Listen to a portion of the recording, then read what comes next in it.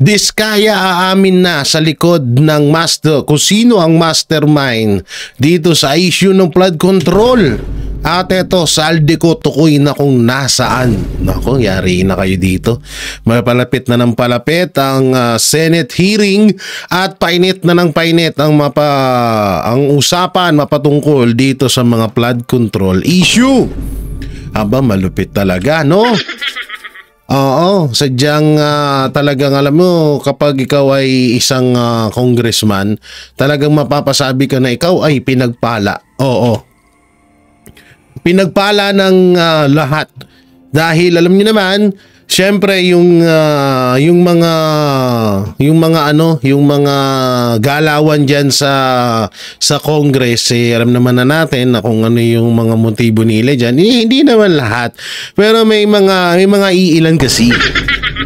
At talagang alam mo yung galawan nila talagang parang may pinagtatakban.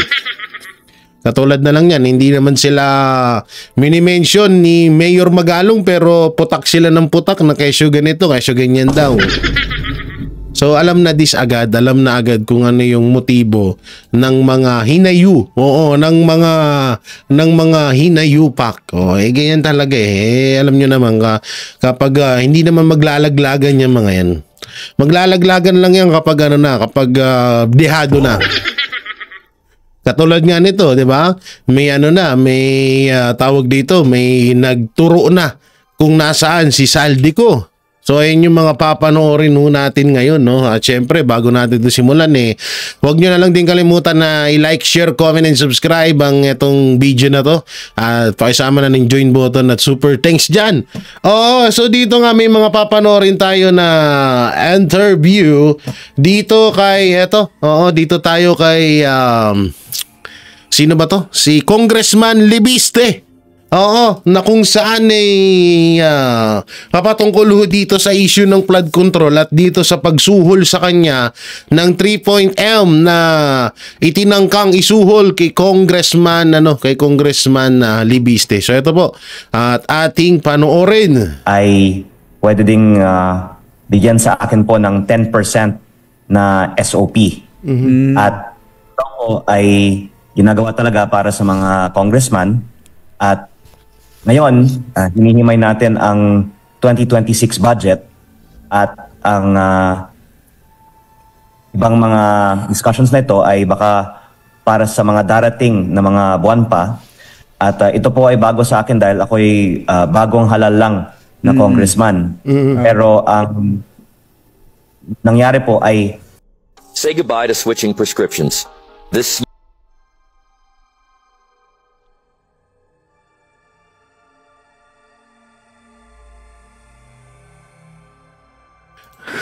sorry. Tas nakamute pa ako, hayop. May ganito pala, hindi yata ako nakapag ng aking premium. Hindi yata ako nakapag bayad. Wait lang, bayaran nga muna natin para parang walang So, eto na, wala nang ads to. Inaayos na natin, visit na yan kanina, biglang may hindi pala tayo nakapagbayad ng premium. So dito kasi kaya ako to gustong panoorin. Baka mamaya kasi may may masagap tayong balita matungkol sa sino ba talagang mastermind ng nakawan sa flood control. At baka mamaya ito ay isang palabas lamang, pwedeng ganon. So panoorin natin. Ng lahat, ano po ba talaga yung nangyari nung isang araw? Bakit po kayo tumawag ng pulis? Salamat po sa inyong tanong. Pwede ko pong i-share for the first time po ang ilang mga detalye dahil i-file nga natin in a few hours ang ating kaso ng anti-bribery, corruption of public officials, code of conduct and ethical standards at iba pang mga charges. Hindi lang po ito kasi dahil ako ay in-offer ng supot na may 3 million plus pesos na cash. Pero sinabi din sa akin na ang mga projects ng DPWH sa aking distrito ay pwede ding bigyan sa akin po ng 10% na SOP. At ito po ay ginagawa talaga para sa mga congressman. So, ibig sabihin talaga totoo yung SOP talaga, no? Talagang totoo yung SOP. Ang galing no? At ngayon, hinihimay natin ang 2026 budget at ang ibang mga discussions na ito ay baka para sa mga darating na mga buwan pa. At ito po ay bago sa akin dahil ako'y bagong halal lang na congressman. Pero ang nangyari po ay dahil sa mga ongoing projects ng aking distrito na inawardahan sa panahon ng dating congressman, yung mga contractor ng mga proyektong ito ay nag-alok daw sa akin ng porsyento kahit sa mga na-awardahan na ng mga proyekto. At dahil alam ko po na illegal ang mga SOP na ito, at titawagan ko po ang tulong ng PNP para maarestuhan ang district engineer. Opo, so i-clarify natin ang pera pala na iniaalok niya sa inyo o yung dala-dala niyang pera ay galing sa kontraktor? Tama po. Ang supot ay may resibo. Aha. May Meron resibo pong pa. listahan ng 3 proyekto na ito po ay porsyento ng halaga ng Laki, 3 no? proyekto. 3 proyekto that have already been awarded. Yes, sir. Ito po ay mga under construction na mga Ongoing. awarded na, under construction. At isip ko po kasi ang quality Yes. ng mga proyekto dito dahil usapin ngayon ang flood control. Ang sa mga flood control projects sa aming distrito ay nasira na sa mga nagdaang bagyo.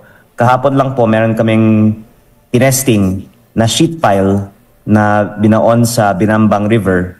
Ang dapat sukat nito ay 15 meters at ang nasukat namin po ay 4 meters lang. Wow. Wala pa sa kalahati. Grabe yun Grabe. At ang ibig sabihin po nito ay kung sabihin po natin bilyong piso ang mga flood control projects sa ating distrito na naapektuhan ng mga studies na ito at binawasan ng sabihin po natin average of 50% yung materyales sa proyektong ito, ang DPWH ay pwedeng maghabol para sa kalahati ng halaga ng 1 bilyon. At kung ito ginagawa ng mga DPWH engineers, nakakapagtaka po bakit. At sa tingin ko, tungkulin bilang congressman na hinihimay din natin ang budget ng DPWH para 2026 na questionin natin ang mga ongoing at kompleto na rin po ng mga DPWH projects. Ang sabi ho ninyo may resibo na kasama yung pera at ito ay certain percentage, 10% po ba? At nakalagay po ba doon yung mga pangalan o yung anong mga contractors doon sa resibo? Nakalagay po yung 3 proyekto na galing sa contractor na nagbigay daw ng perang ito. At ang halaga na ibibigay, suma total para sa akin, ay hindi naman pa na final kasi gustong-gusto daw nila i-meet ako. At sabi in giving the perspective ni district engineer ay ito daw ay dahil natutuwa sila sa mga programa ko at gusto nila magpadala ng suporta. Ibig sabihin, gusto nila magpadala ng pera para ipamigay ko daw sa mga tao sa aking mga programa. Pero parang yan po kasi yung mga euphemisms na ginagamit sa pagbibigay ng SOP. At sa totoo lang po, hindi naman surprising sa ibang mga politiko na nangyayari ito dahil palagi daw po itong nangyayari. Kaya kaya talaga yung ibang mga congressman ginagrab tong mga ganito kasi ang laki talaga ng bigayan. Biro mo 10%. Etong sa totoo lang tong 3 yung 3.1 million na isinusuhol dito kay Congressman Lebiste, maliit pa to. Oo, sa totoo lang maliit to, no? Sobrang liit nito. Kaya siguro kaya nga yung ibang mga congressman, ibang mga contractor, ibang mga engineer talagang naglulumpasay nang lilimahid na makakuha ng mga proyekto sa mga flood control kasi ang laki talaga ng kanilang mga kinikita. Talagang alam mo yun, tipong makakuha ka lang ng isang budget, ng isang project, talagang instant millionaire ka na. Ganun ka tindi ito. Biruin mo ba naman isang project pa lang magkano na agad kinikita nila. Sabihin na natin ang proyekto ay nasa 200 million. So may 10% sila doon. Magkano na yun? Diba na. Kaya nga, hindi, alam nyo, kung sakali man na pero ang ganda nitong ginawa ni Congressman Libiste kasi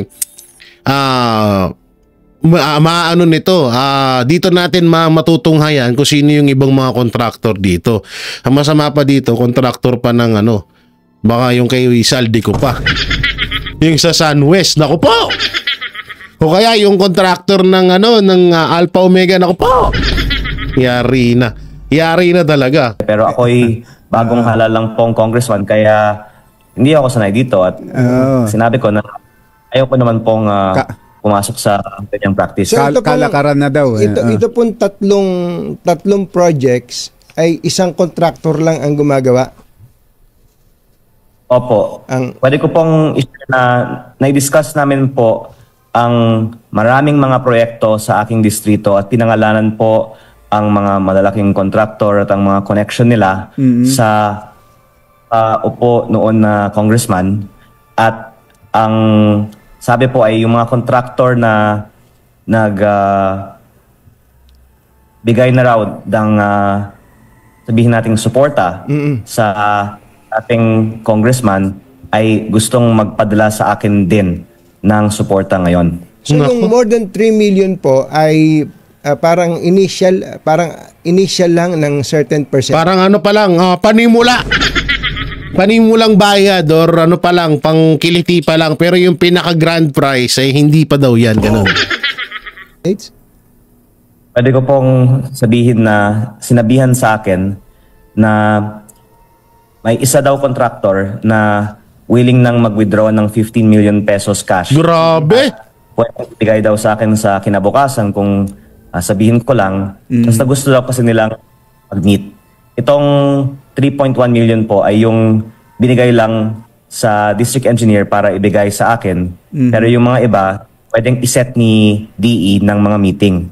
At pwede ko pong sabihin na syempre hindi naman to pera ni DE. At hindi naman siya yung talagang nakinabang sa mga ginagawa na ito. Siya po ay isa lang sa mga pieces sa sistema na sana bilang congressman, pwede nating reformahan ang sistema sa DPWH. Hindi po ito tungkol lamang sa isang insidente at sa isang tao. Ito po ay, sa tingin ko, problema ng sistema ng DPWH. Pero Congressman, Pero ang laki nun So ibig sabihin, itong 3 million, parang pakiliti pa lang to. Tapos, pag pumayag na si Congressman Libiste, an additional 50 million. Aba, sana all. Sarap talaga maging congressman. nabanggit niyo yung DE, si Calalo. Calalo. Kakaiba ho kasi yung parang para tumapang o magkaroon siya ng lakas ng loob na puntahan kayo at alukin ng ganun. Para sa sarili niyong opisina. Sa sarili niyong opisina, siya bilang isang nag-aral, isang professional, engineer, may posisyon sa gobyerno. Paano siya nag-reach out? Paano niya kayo kinontak? Meron ba kayong tao na kausap niya at yung tao niyo ang nagsabi sa inyo? Paano ho naging setup, Congressman? Pwede ko pong sabihin na tinext niya ang aking staff kung pwede niya akong puntahan. Sa aming discussion sa mga projects sa aking distrito, kasama na rin ang inspection ng mga na-damage na mga proyekto, nami-meet ko naman po siya. At minsan nga, nasusurprise ako sa mga inaamin niya sa akin. Minsan, sinasabi niya, ang proyektong ito, inilagay ng politikong ito, at hindi niya para sa contractor na ito. Very candid actually si DE. At minsan naman sinasabi din niya na hindi naman niya call yung mga bagay na ito. Yung mga mas malalaking mga opisyales sa likod o sa taas niya ay ang mga nagde-decide ng ibang mga bagay na ito. At I think ang isang dapat mangyari sa DPWH ay magkaroon ng State Witness Protection Program. At baka si DE ay pwedeng maging state witness para pwede nating malaman yung tunay na impormasyon sa mga ibang mga proyekto at pwede din nating maka-hold to account yung mga taong talagang behind mga ginagawa na ito.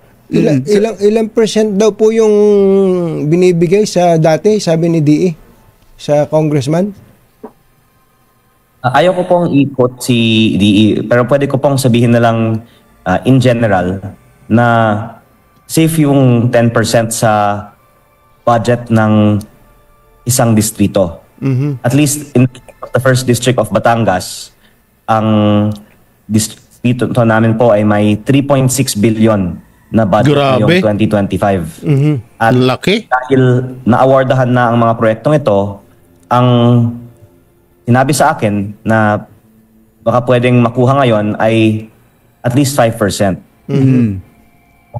In natin po at least 5%, yan po ay 180 million. Pero kung ang mga contractor ay kakausapin, baka daw pwedeng mag 10% ulit para sa mga ordahan ng mga proyekto. Kaya sinasabi po ng ibang news sources, ang offer po ay hanggang 360 million. Yes. Pero ito naman po ay depende sa usap-usapan ng isang congressman at mga kontraktor. Pero para sa mga bagong... So ibig sabihin totoo rin talaga na talagang may nangyayaring katarantaduhan sa gitna ng kontraktor at congressman, kasi ito nilalahad na ni Congressman Libiste, no? Na ito ay talagang ebidensyang totoo na itong kontraktor at ang mga congressman ay talagang may sabuatan mapatungkol sa mga project. Ito, liwanag, no? Yung mga proyekto, alam naman po ninyo sir na may ganitong mga porsyento, at least 10%, umaabot po ng 15 or 20%, lalo na po pag flood control project. Nako. Kaya namin muna yung audit ng mga flood control project kasi yun daw po yung mga maraming mga substandard, pero kaya sila pinipili dahil kung hindi nasira yung flood control project na in-inspect namin dahil yung sheet pile ay nakabaon sa lupa, hindi naman natin nakita na yung 15 meters ay 4 meters lang pala. Kung balikan ko lang yung binanggit ninyong witness protection.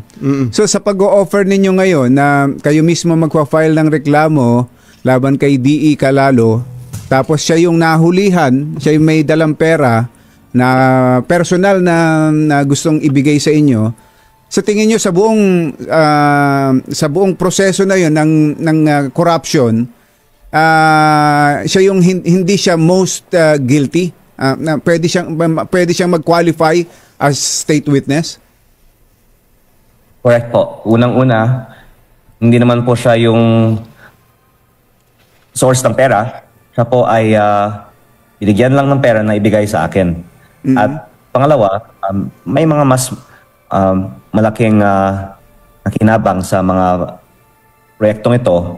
At that same goes for other district engineers in the country. Of course, I'm only speaking about the first district of Batangas. But hindi man po dapat yung mga district engineer yung i-identify natin as the cause of this problem.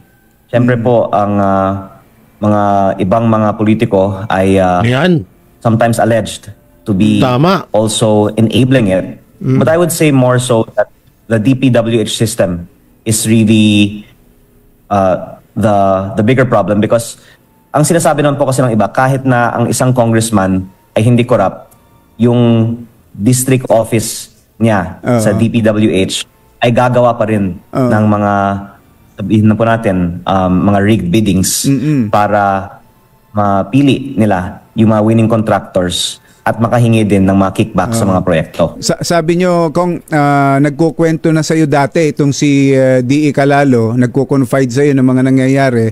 So sa tingin mo, parang, ano ba tingin mo sa kanya?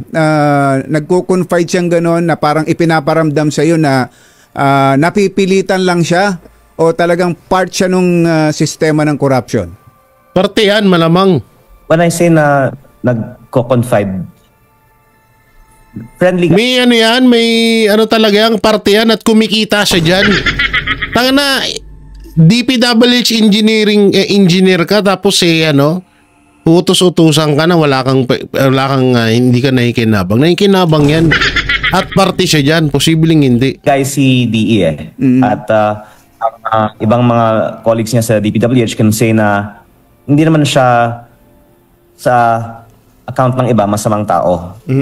Baka nasa DPWH siya kaya may mga certain cultures doon na used to siya. Pero I think that I hope in his heart he can consider to help in this direction of the administration to fight against corruption, and that because he knows a lot, then he can point to the bigger beneficiaries of the system of corruption. Do you think he's willing to be a state witness, Kong? Mula Friday night, hindi pa namin po siya Nakausap. Kaya tingnan po natin. Pero ang sinasabi ko po ay parang Hindi, malamang sa malamang baka patayin yan.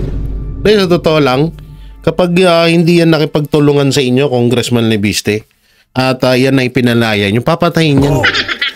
Oo, ako na nagsasabi sa inyo, hindi biro yung ano na yan, yung pagkaka-aresto sa kanya, hindi biro yan. Kung sakaling totoo yan, ha? Oo, talagang papatayin yan. Hindi yan bubuhayin para hindi kayo malaglag dyan. So ito pa yung isang interview. Ito yung pinakabagong interview kay Congressman Lebiste. So pakinggan natin. Sa mga kontraktor ang nagbibigay ng SOP at you at liberty to name names kung sino-sino yun. Unang-una po, tungkol kay D.E. Calalo, at naaawa po ako sa kanya dahil alam naman po natin na ang kalakaran na ito ay hindi lamang sa unang distrito ng Batangas. Baka kabisado nyo po ang ibang mga distrito ng ating bansa na may ganitong mga kalakaran din. Nagkataon lang po na siya ang district engineer sa unang distrito at ang congressman ng unang distrito ay hindi tumatanggap ng SOP. At ngayon, sinasabi na may security risk dahil may malaking halaga na sa tingin ko pwedeng singilin sa mga kontraktor na gumawa ng mga substandard projects dahil nagbayad ang DPWH para sa, sabihin po natin yung in-inspect natin kahapon na flood control project sa Balayan na 15 meters na sheet pile ayon sa program of works ng DPWH na sa ating inspection ay halos 4 meters po lamang. Kaya syempre medyo sensitibong bagay na pangalanan ngayon ang mga kontraktor na ito at ang nakakaalam tungkol sa paano pinipili at paano dinadaya ang mga proyekto at mga kontraktor sa unang distrito ng Batangas ay walang iba kung hindi ang district engineer. At yan ay isang dahilan na pinapanukala ko po na siya ay maging state witness at sana magbigyan ng ating gobyerno ng protection ang ating mga state witness dahil to come out and speak openly about claims that can be made of these magnitudes on wealthy and powerful people can put the life of DPWH employee at risk.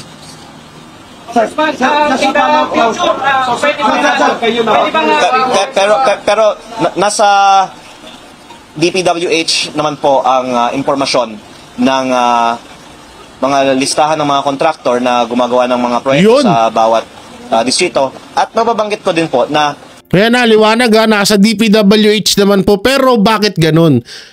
Bakit todo tanggi si Bunuan? hindi naman po sa sino ang nagbigay ng SOP.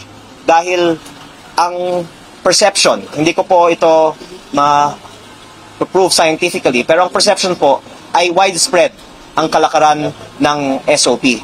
Ang sinabi po sa akin ay halos lahat ng mga contractors ay nagbibigay ng SOP. Kaya siguro ang ating mga journalists ay pwede lang mag-research sino ang mga contractor. Sir, kung ang inspection yun at sub-standard, may legal action ba kayong gagawin?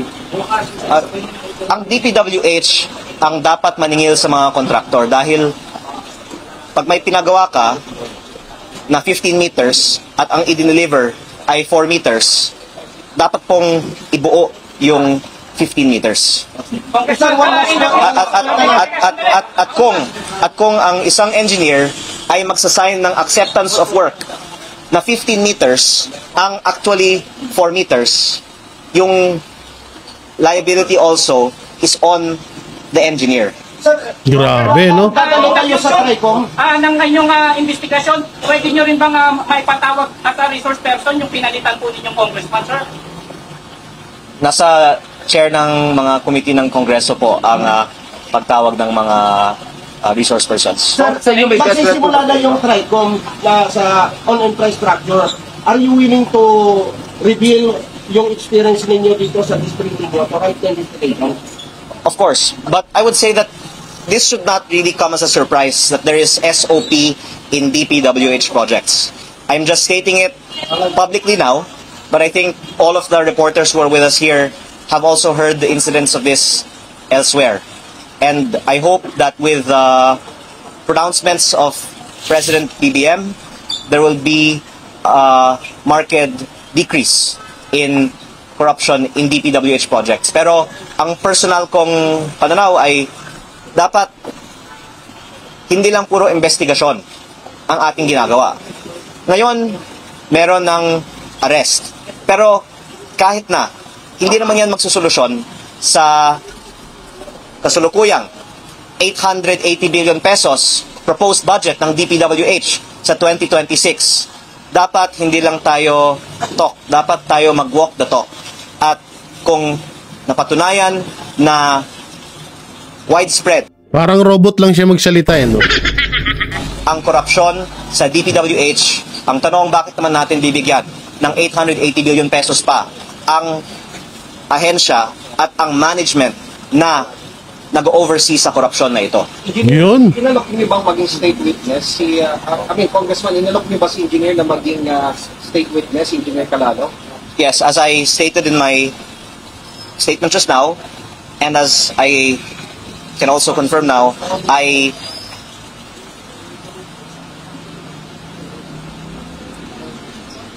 Tagal!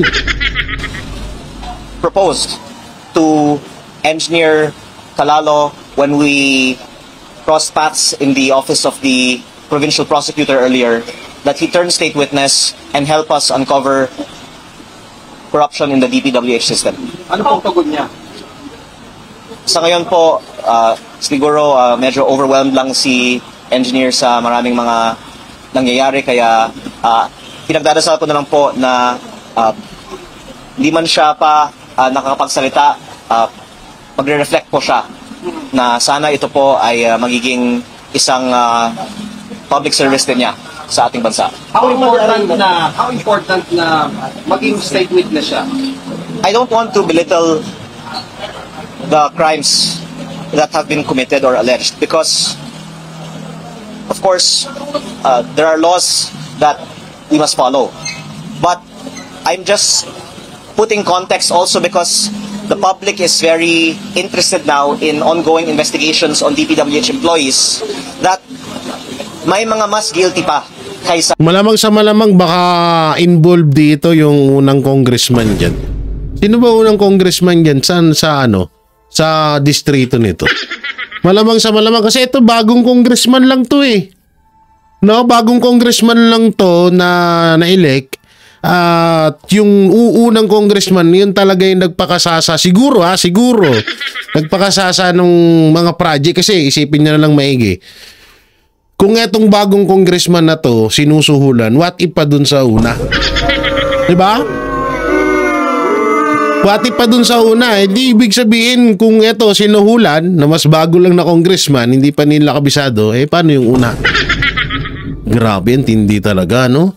Talagang alam mo, mapapa-wow ka na lang talaga. Kaya talagang ngayon talagang instant millionaire ang mga congressman. Kaya ang daming nagkakandara pa na maging congressman. Hindi ko naman po nila lahat May mga congressman yan talaga na willing talaga silang tumulong para sa kanilang mga distrito, sa kanilang mga nasasakupan. Pero may mga congressman din talaga na ang habol lang talaga dyan ay pera. Lalo ngayon na nalaman nito na grabe yung bigayan sa flood control, grabe bigayan sa mga project. Alam ko hindi lang din yan sa flood control at sa mga iba pang mga project. O halimbawa na lang yan, katulad yan, yung 6 trillion na pinondohan na naman 2026 national budget para sa edukasyon. O magkakaroon ng proyekto sa malamang sa mga paaralan yan. Siyempre may kickback pa rin dyan, di ba? So yan ang pinaka diyan, yan yung isa sa mga kaabantayan din natin. Yung 6 trillion na pinirmahan na yan na ibinagsak na naman yan ngayong 2026 national budget. Isa yan sa mga bantayan natin. Baka focus tayo sa flood control issue, yung pula doon naman pala tayo kinakana sa isang budget na yun. Yan ang mahirap diyan.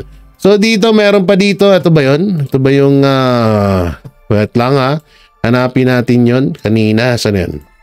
Ito na ho yung engineer na nagsuhol ng 3 million dyan sa congressman na yan. So ito po, panoorin natin. Kaso dyan sa Batangas Prosecutor's Office, ang DPWH District Engineer na nagtangka umanong manuhol kay Batangas Representative Leandro Legarda Leviste. Samantala, hinimok naman na mambabatas ang suspect na maging state witness. Kunin natin ang live report ni Vic Suminta. Vic, tinanggap na ba nung DE, yung district engineer, para siya maging state witness? Alex, mukhang nag-iisip pa ng malalim yung si District Engineer Abelardo Calalo matapos itong alukin nga ni Batangas 1st District Representative Leandro Leviste na maging state witness. Pero inihayag o naniniwala itong si Congressman Leviste na masyado ng malalim itong korupsyon na nagaganap kaugnay na mga infrastructure projects ng pamahalaan, partikular sa flood control projects. Naniniwala si Leviste na ang makapagbibigay ng linaw dito ay itong mga district engineers na kinakasabwat ng mga kontratista at ilang mga tiwaling politiko. Dahil sa paniniwalang mayroong mapipigang mahalagang impormasyon inalok ni Batangas 1st District Representative Leandro Leviste si Batangas District Engineer Abelardo Calalo na maging state witness para mabulgar ng tuluyan ang mga anomalya sa mga infrastructure projects ng gobyerno sa lalawigan ng Batangas. Inihayag ni Leviste na kinausap niya si Calalo sa Batangas City Prosecutor's Office matapos magsampa ng kaso. Subalit wala pa itong sagot at umaasa ang mambabatas na makukumbinsi niya ito maging ang iba pang district engineers upang masawata na ang malalang korupsyon na proyekto ng gobyerno. Nasa kanya na lang po kung ano ang nasa konsyensya niya ang dapat niya gawin para sa ating bansa. Si Calalo ay kinasuhan ni Leviste sa Batangas Prosecutor's Office ng kasong direct bribery, corruption of public official at paglabag sa Anti-Corruption Act. Kasunod ito ng tangkang panunuhol ni Engineer Calalo kay Congressman Leviste upang hindi na ipagpatuloy ang investigasyon sa mga flood control project sa kanilang distrito. Alam nyo itong flood control, pwede parang yung nangyaring war on drug ni Pangulong Duterte. Paano ko ba sila napagdugtong? Paano ko ba sila tinawag na parehas? Sa issue ho nung panahon ng war on drug, kaya ang daming namatay nun. Ang mga pumatay doon sa mga pusher, sa mga tauhan nila, sa mga tauhan ng mga drug lord, ay yung mismong drug lord mismo. Kaya mas dumami ang naging ang mga pumatay, ang mga napatay nun, para wag silang ilaglag. So ngayon, nangyayari ngayon sa flood control yan.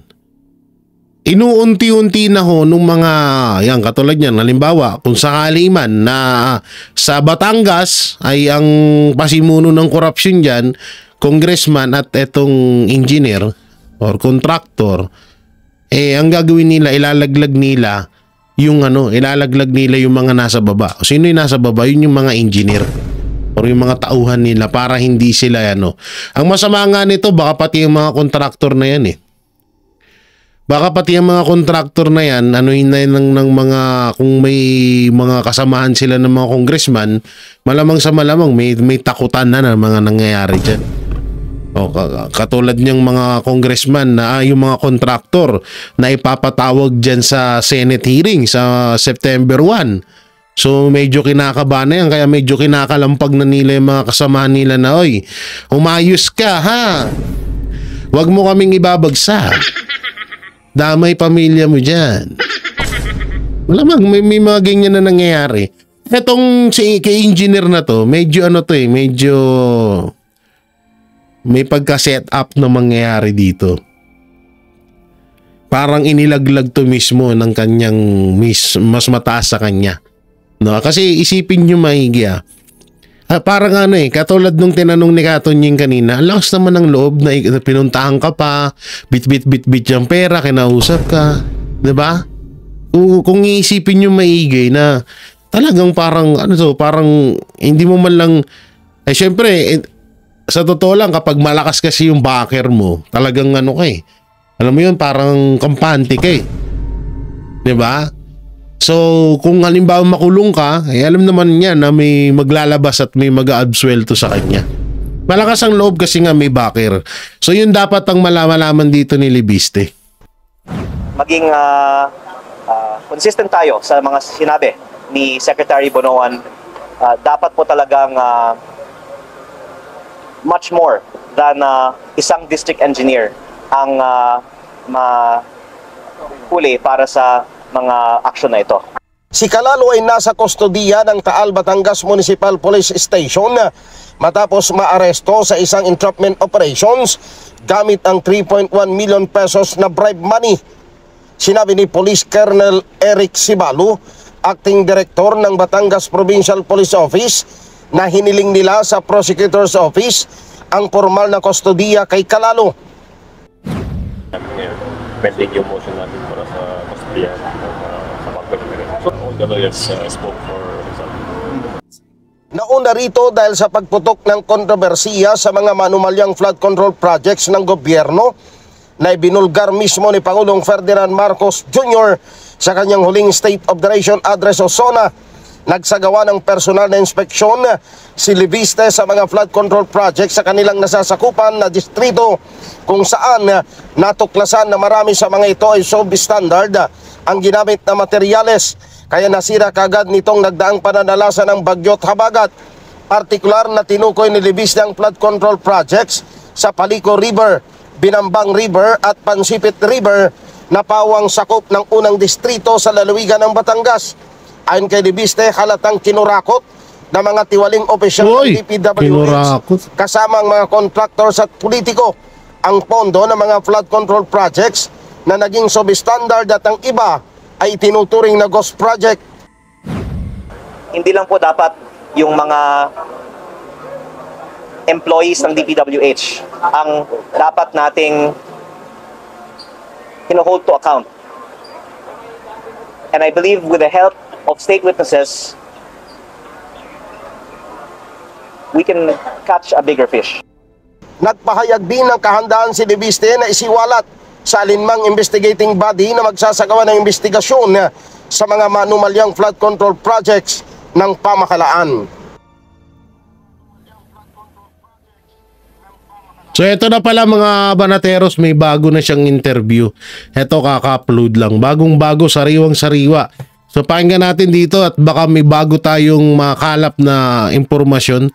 Engineer for bribe attempt. Panoorin natin. Ang mga contractor ay may gustong ipadalang suporta sa akin. And that seemed to be a euphemism for some percentage of the cost of the projects. I had been investigating supposed substandard quality projects, including flood control projects, over the past few weeks. And Engineer Calalo also said that the projects are already being repaired and rectified by contractors, and that that seemed to be a backdrop for why now contractors wanted to meet. And had we continued our conversation, then we could have more scheduled meetings with contractors, but I thought that it was more appropriate to call the PNP, and now we have the opportunity to dig more deeply into DPWH. So he went to your office, and then yun ano, pakiulit-ulit yung sinabi niya. Ang mga contractor ay gustong magpadala ng suporta. Ng suporta sa'yo. Okay. Hindi niyo na po tinanong, anong ibig mo sabihin sa suporta? Pera ba to? Actually, sinabi niya, natutuwa sila dahil namimigay daw ako ng mga scholarships sa mga estudyante. Yeah.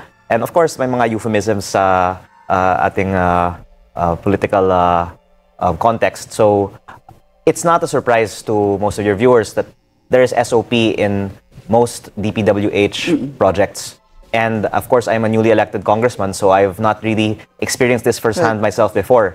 And it seemed like talagang sanay na sanay ang mga taga-DPWH sa ganitong kalakaran because they are not quite shy about discussing it with their congressmen in some cases. But that Friday meeting, meron na ho ba siyang dinala? Dala na ho ba niya yung 3 milyong piso? Or was there an entrapment?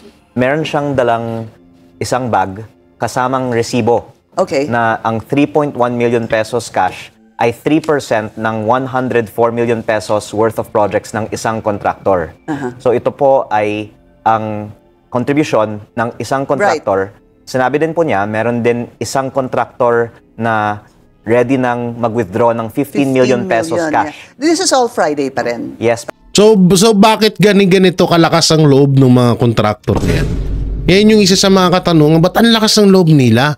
Pero yung mga congressman na mismo ang kanilang susuhulan. Contractor pa mismo So talagang etong mga contractor to, may nagtatago sa likod nito ng mga maimpluwensyang tao. At sino yun?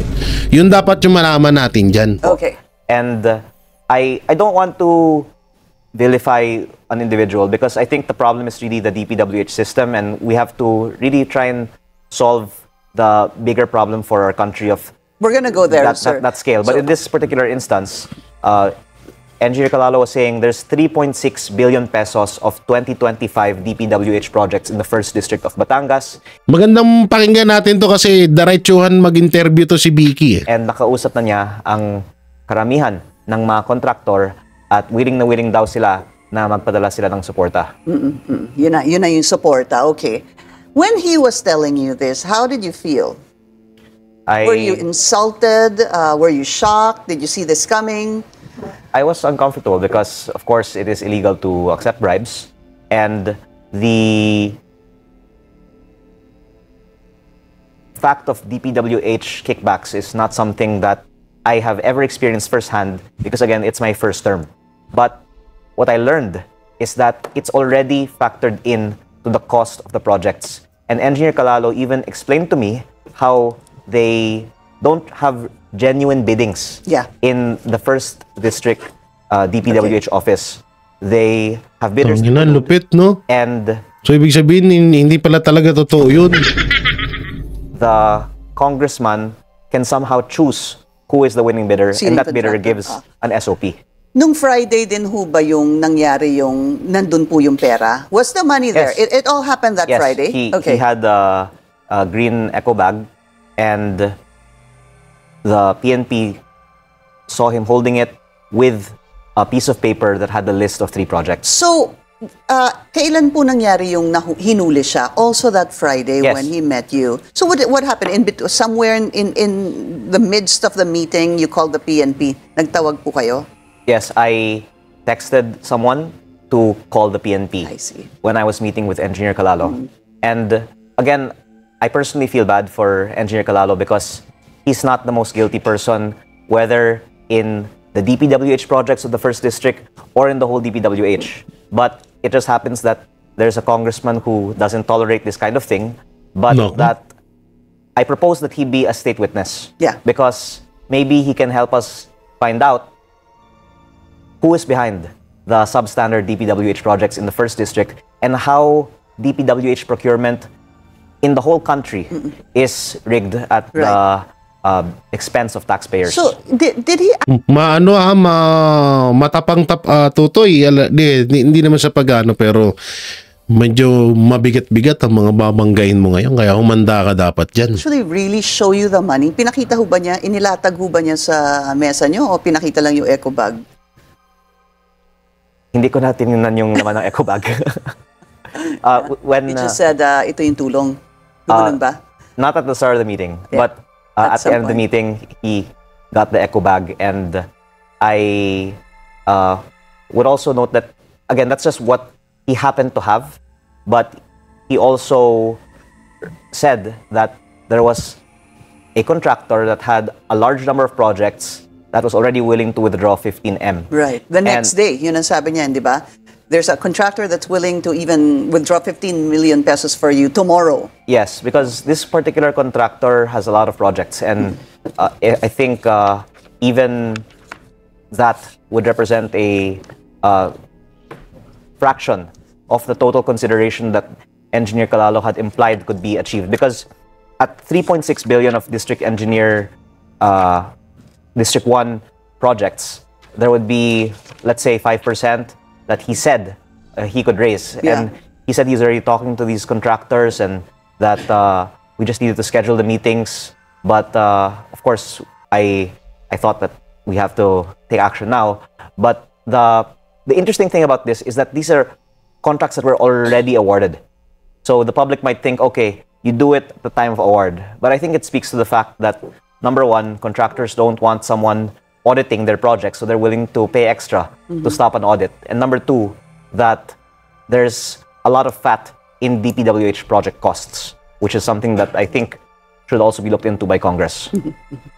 So, it was an entrapment at some point, no, of that Friday meeting, and he was taken. Ito pong si District Engineer Abelardo Calalo. And I would also add that apart from the fact that we have an ongoing audit on the technical compliance of the projects, the 2026 budget and the list of projects in it have already just been released.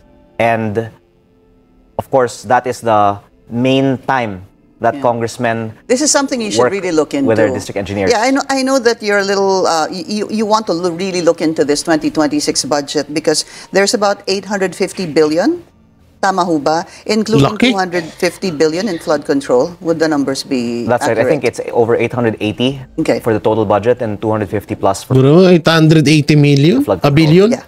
This needs to be scrutinized, no? In fact, are you even willing to even provide this kind of number after this controversy on flood control projects? Well, based on what I gather, that most procurement in DPWH is done through biddings that are, let's call it what it is, rigged. Rigged. Then I don't think that a private citizen would give their money to a group that has proven to not be trustworthy with its funds. So it is questionable then why we should approve an 880 billion peso budget that goes through the same system. And what should... Grabe, no? Grabe yung ang tindi nito. Ang laki din pala ng ano dyan, ng budget dyan sa Batangas. Talagang ano to? Talagang pag-i-interesan to ng mga buhaya. Oo, tiba-tiba sila rito. Biro mo, hindi lang milyon ang pinag-uusapan dito kundi billion. 800 billion. Magwa 1 trillion na pala budget dyan sa, kung hindi ako nagkakamali, baka mali ako ng pandinig, pero ang pandinig ko kasi 800 billion eh. So kung may ganitong kalaking pera sa isang proyekto, pag-aagaw-agawan talaga to at maraming magi-interest dito. Dahil magi-interest na kontraktor at yung kontraktor maghahanap yan ng backer niya sa likod para maging para malaya yung galaw niya sa pangungurap, pang pagnanakaw. So eto eto panoorin mo natin itong saan yun? Saan yun? Eto yung etong si Deskaya. Yan ang dalawang natin ngayon na mukhang haharap na po. At maaaring may may ibulgar sa Senate hearing. Mukhang magituturo niya na kung sino kung sino talaga yung promotor. Sa nangyaring pangungurap dyan. So ito, panoorin natin. Nais ni Senate President Pro Tempore Jinggoy Estrada na pangalanan ni Sara Diskaya ang mga contact nito sa Department of Public Works and Highways na tumulong sa kanya para makakuha ng mga kontrata sa flood control project. Yan ang maganda dyan. Ayon kay Estrada, ito man ang dahilan kung bakit 15 contractors lang. Yan ang maganda dyan, pangalanan mo. Oo, talagang dyan, talagang may mga babaliktad dyan kung sakali. Tapos magulat tayo, pinangalanan si Marcos, no?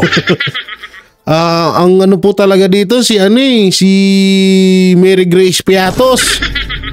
Tapos mas magulat tayo, tapos Duterte na naman, no? Utangin na. Yung masaklat dyan. Halimbawa, lahat ng issue sa flood control, ito yung isang malaking palabas lamang laban na naman sa mga Duterte. Kasi, di ba, isipin nyo maigi, pwede kasing mangyari yun. Kanselado na yung impeachment. So, sa 2026 sila pwede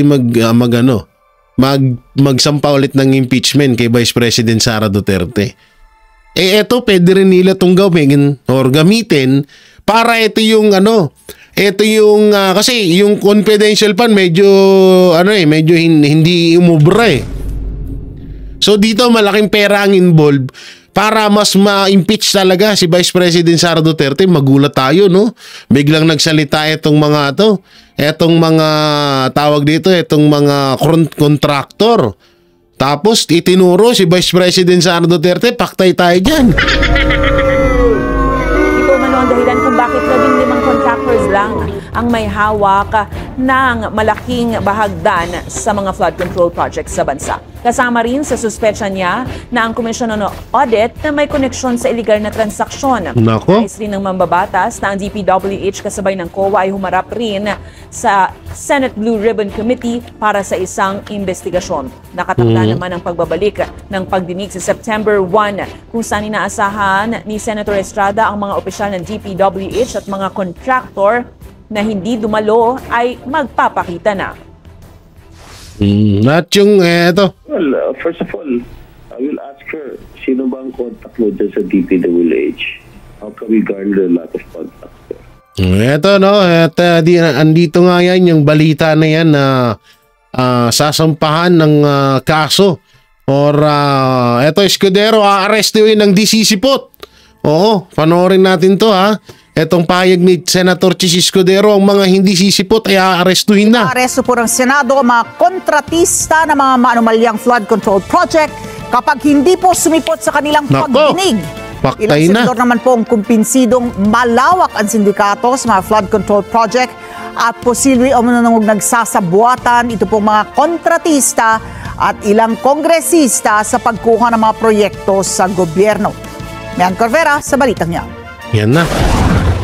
Hindi nga nila susundin ang sabina ng Senado. Ang susunod na doon ay arrest warrant. Yan ang banta ni Senate President Francis Escudero sa mga kontratista ng mga nakukusyong flood control projects kapag inisnab ang susunod na investigasyon ng Senate Blue Ribbon Committee sa September 1. Paano yan, Senator Gis, pag wala na sila dito sa Pinas? Dapat nung una pa lang yan, sinet up nyo na yan eh. Pag dinedma ang patawag nyo, arrestuhin nyo na agad. Paano pag nakalipad na yan? Wala na, ngangabels na. Ayon kay Escudero, hindi siya mangingiming pirmahan ang arrest warrant laban sa mga contractors na ipinasampina ng Senado.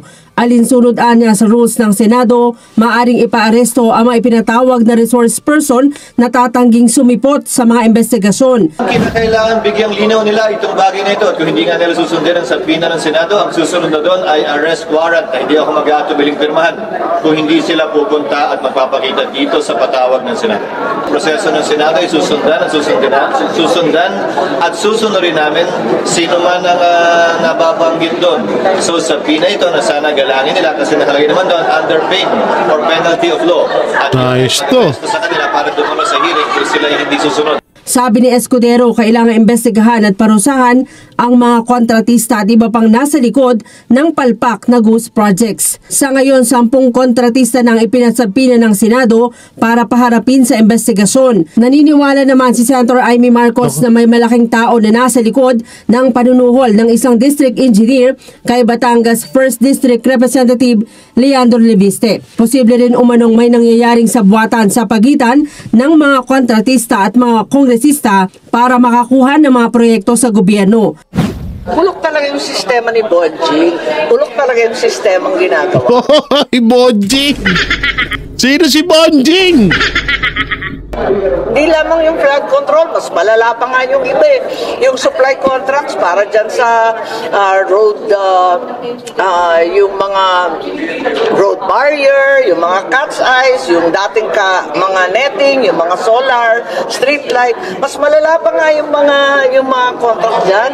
Kahit pa paano yung yung sa yung sa street light, ang halaga pala ng street light ay nasa 1,000 mahigit lang. Pero nung idinaan sa DPWH, nagkakahalaga po ito ng 11,000. Ganun kalupit. Control na yan, puro kawayan imbes na bakal, may nangyayari, may ginagawa. Mas malala talaga yung mga pinagkakabit na kung talaga namang kalokohan na yun. Hindi pinangalanan ni Marcos ang tinutukoy nitong Bonjing, pero ito rin umano ang nagtatanggal sa mga flagship projects ng Pangulo na nakapaloob sa national budget. Tignan naman ninyo, liwaliwanag. Matino yung budget na galing sa DPWH at kay Presidente pag dumarating dito.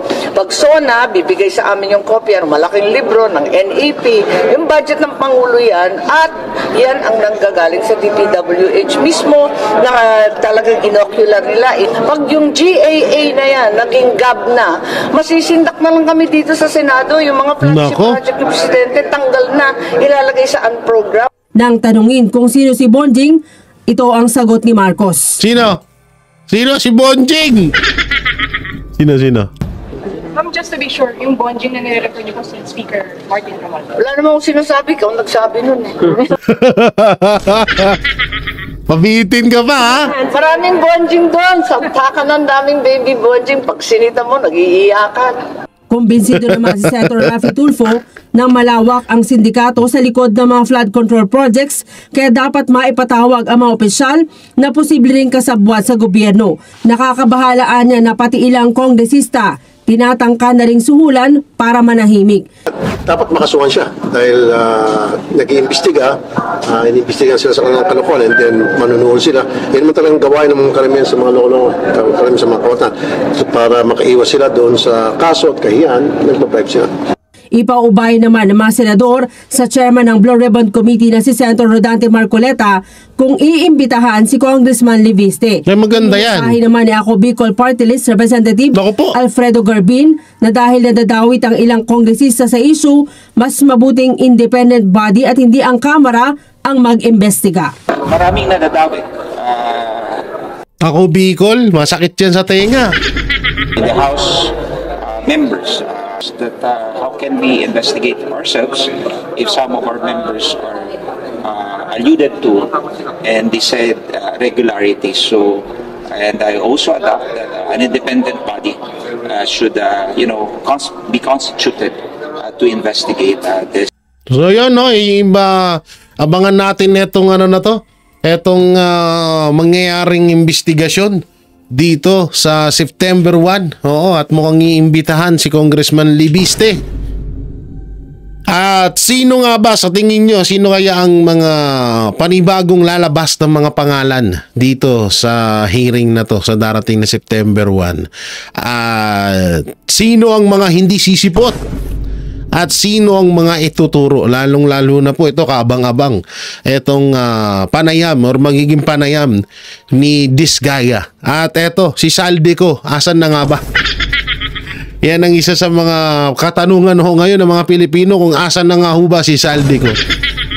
So yun, ano pong maikukomento nyo sa mga napag-usapan natin, sa mga nireaksyonan natin, at ano pong mga naiisip nyo na mga pwede pang mangyari dito sa issue ng flood control? I-comment nyo lang po dyan sa baba at ating babasahin yan. At syempre, pakidamay na rin po ang like, share, comment, and subscribe sa ating YouTube channel. Pipindot na lang ni po yung bell button para lagi kayong updated sa ating mga video araw-araw. Pakidamay na rin join button at super thanks dyan, no? At maraming salamat sa patuloy na pagsuporta nyo sa Banateros Brothers, SMNI at sa Duterte family. So maraming salamat. Ingat po kayo palagi. God bless and peace.